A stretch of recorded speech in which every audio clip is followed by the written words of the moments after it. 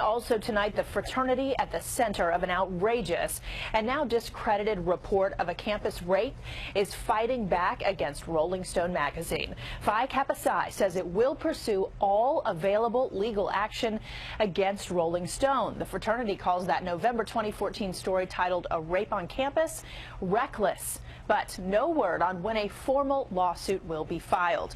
This comes as Columbia Journalism School is blasting what it calls the poor journalism behind this article. Chris Papst live in our newsroom with that and also the dangerous long-term effects that this article may have. Chris? Well, Allison, this isn't just a story about a college rape that hasn't been able to be proven. Neither is it just a story about bad journalism. Advocates say from the governor on down, this story has far-reaching implications that could hurt survivors of sexual abuse.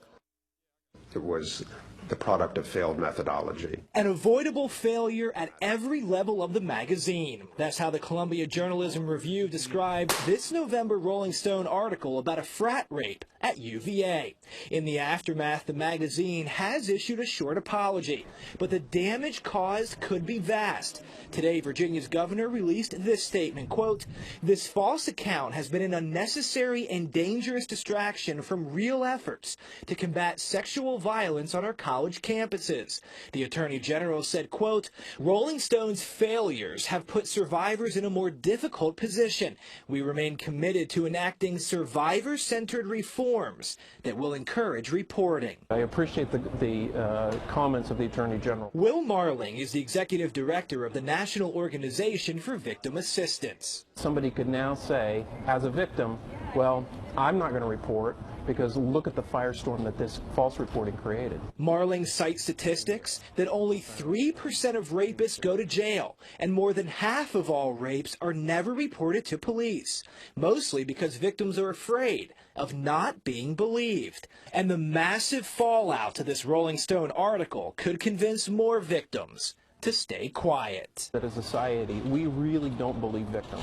Whoever they are, we simply do not believe them. If we did, the reporting would be more and the conviction rate would be higher. Now, in its review, Columbia also mentioned how UVA handled reports of repeated, allegedly, sexual acts from the same person. State guidelines say the school should have taken action or issued a public safety warning, which it did not.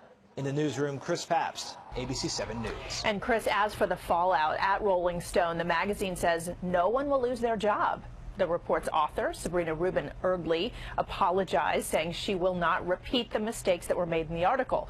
Rolling Stone's managing editor pledged to review editorial practices and follow recommendations about journalistic practices as well.